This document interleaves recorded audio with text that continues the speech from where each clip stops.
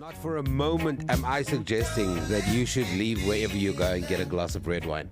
But it is UB40 on the Social Impact Show with me, Sam Marshall. You're listening to Gauteng's official feel-good radio station. Sam Marshall shares uplifting stories and conversations with people making Johannesburg and the world a better place. Yeah, and that's exactly what we're doing. On today's show, we are joined by Seliwe Shivambu, campaign officer at Four Paws South Africa, to talk about a major global milestone. That's the draft pandemic agreement now officially includes the One Health approach. This is a huge step towards preventing future pandemics by addressing the root causes, how we treat animals and the environment, with the final decision expected at the World Health Assembly in May. This marks a powerful shift in how we understand and manage global health. Seliwe, thank you very much for joining me. Thank you so much for having me, Sam, and good morning to your viewers and listeners. Yeah, thank you very much for making the time. Quickly, before we get into it, I know we've had a conversation before, but for our listeners, the work of Four Paws, what do you guys do? So, Four Paws is a global animal welfare foundation.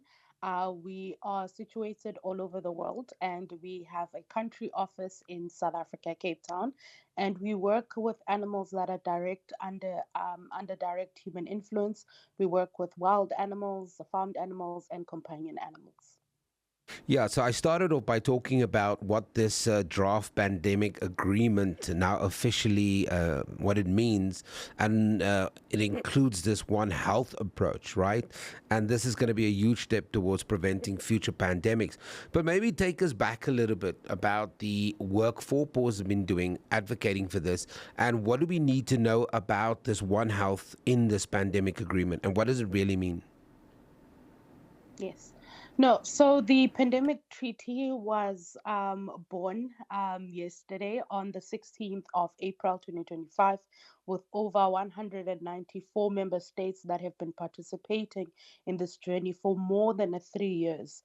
This comes after, 3 years of suspenseful labor, and we are very much happy to present this 37 articles of hope for a healthier future, and really looking forward to seeing what these member states are going to do going forward to bring the pandemic agreement to life. But I think it's very important for me to start explaining what this pandemic agreement is. The pandemic agreement is a global accord that is negotiated and has been negotiated by member state at the World Health Organization. And it's really about ensuring that the world is better prepared for future pandemics, from early detection to prevention to equitable access to tools and resources during the health crisis. And finalizing this treaty was not just about pandemics. With today's difficult geopolitical times, it was also a test of our ability to work together as global citizens and show that multilateralism and solidarity are still very much alive and well. And as Four Paws, we were urging negotiators during this process to ensure that the agreement doesn't just react to pandemics, but it prevents them from happening in the first place. We were calling for a clearer and more focused commitments to the One Health approach, which means that recognizing that there's a deeper connection between the health of people, animals, and our environment. And many African countries were already implementing this. We were already championing this, especially as South Africa. We have an alive and active One Health working group in South Africa. And this is because our government, and we wish that the rest of the governments around the world could focus on stopping diseases, outbreaks in animals before they spill over into humans. But we needed a global support. We needed technical, financial, and political support to scale this up. And this agreement is a step in the right direction to do this. And I think it's so important, Seliwe, that you talk about a lot of the pandemics that we've seen, that we've experienced. It's all been reactionary to a large degree. And I'm hoping that once this agreement and once the World Health Assembly in May takes a look at this and there's the final decision that's expected, that one would not just see an agreement, but one would see an action plan. One would see the necessary resources to make sure that the moment an item, an issue is flagged, that there is this global response, this One Health response. But I would argue, and maybe not to be a pessimist, that maybe this is the first step in creating awareness and education, because yes, it's fine and well to sign the treaty, it's fine and well to be part of the partnership, but what are you actively doing to make sure that the agreement stays effective and is workable? I think it's also important to, to realize that COVID-19 taught us a very big lesson that no country is safe until all countries are safe. It also exposed a Good point. huge gap in early warning systems and access to vaccines, because there was a time where vaccines weren't given because of a need, but because of, countries that had a higher purchasing power. And, we needed to be coordinated for the health of all of us. But it also showed us where we need to act. Prevention at the source, stronger health systems and early action at community level, especially where people and animals interact daily. But now, what do we exactly, want from this pandemic agreement, this groundbreaking historical achievement?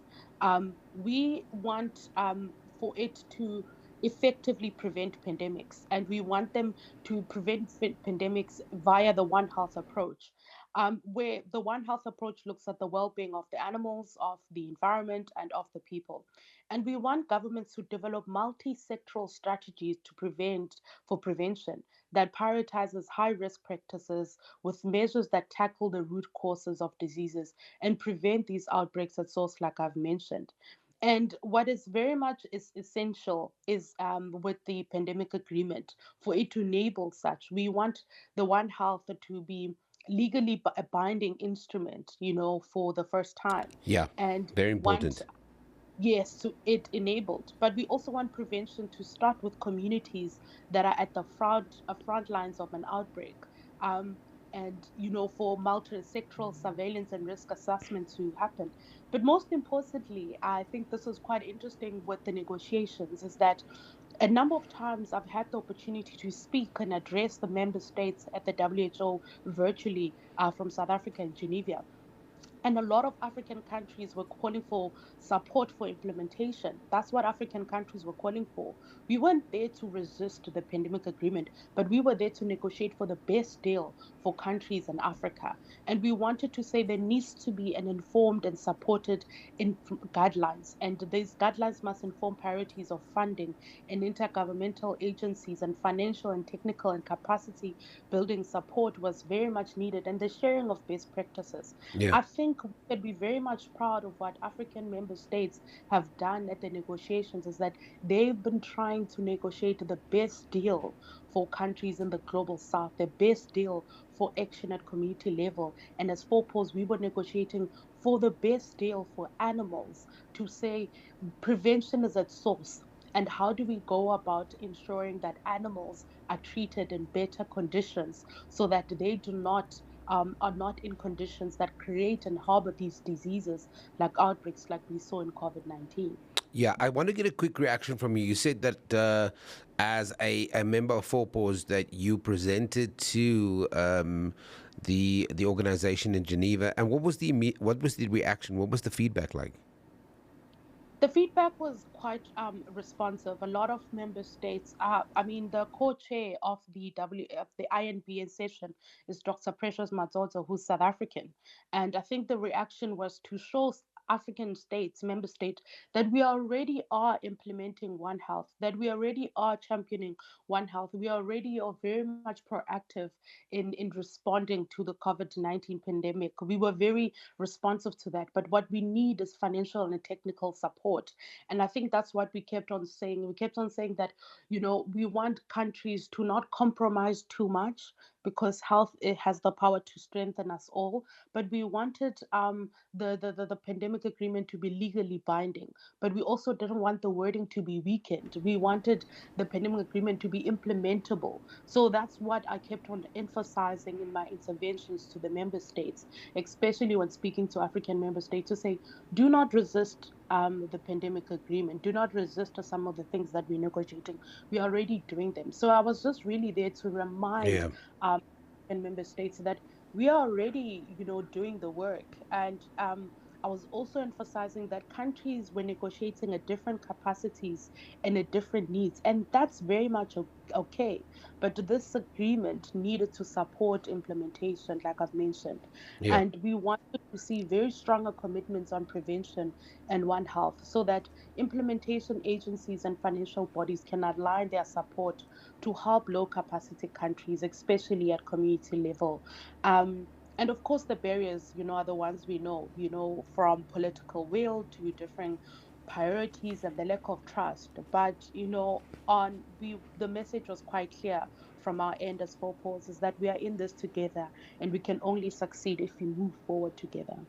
Yeah, and I think it's so important the things that you mentioned, that there has to be bite to this agreement. There has to be a legal element, an enforceable legal element to this agreement, or else it's just a piece of paper. What and to your point is that Four Paws have been working very hard to influence the language of this agreement. But what now happens between now and that decision at the World Health Assembly? Obviously, you can't let your foot off the gas. You've got to still continue doing the work to advocate for it. What does that look like now for you and your partners ahead of this final decision that's expected at the World Health Assembly in May? I think what's very much important is for us to continue supporting. So as purpose, we cannot really comment on the strength of the legal text and so forth, but we have done our job in providing the language, in making sure that the One Health approach is greenlit. Basically, when we say it's greenlit, it means it has been approved, right? Because that's how in the negotiation rooms they work. But for us, so right now, we want to continue making the One Health approach and the pandemic agreement more famous, more ambitious, and more funded, most importantly. So that is basically our starting point from now on. And health is the outcome. Sam, health is Yeah. considered a financial burden in most government budgets, including, commitments tied to the detriment of health in the legal text show that there's a clear shift towards investing in health and treating health for all as an outcome. So that's really our priority. And in South Africa, on home ground, health policies in most countries are currently designed in institutional silos where we see when an outbreak is happening, it's only solely the responsibility of the Department of Health. But right now, the One Health approach actually calls the Department of Health, the Department of Agriculture, the DFFE, to work together. So we are no longer putting the blame of health or the burden of health in one department, but we're saying that there must be multi-sectoral coordination. And that's why we find ourselves as Four Paws being the only civil society and One Health working group, and and civil society and Animal Welfare Foundation that sits on the One Health working group in South Africa, which is currently active. So that's just about it. That's what we are gunning for, is to ensure that health is the overall outcome for the animals, for the humans, and for our planet. Love it. Seliwe Shivambu, thank you very much for talking to us, campaign officer at Four Paws South Africa. We get a lot of the updates, so we will, once that final decision is made, I'm sure the guys will send it to us, and we'll engage with the outcomes and what does it mean, because that's one hurdle that's been cleared, and that paves the way for, I would probably argue, better collaboration, more knowledge sharing, to all the things that you were talking about. So thank you very much for sharing your time with us. Thank you so much for having us, Sam. Thank you. Okay, it's as simple as that. So this big announcement, we'll watch it. The World Health Assembly in May. We'll wait on that final decision as we look at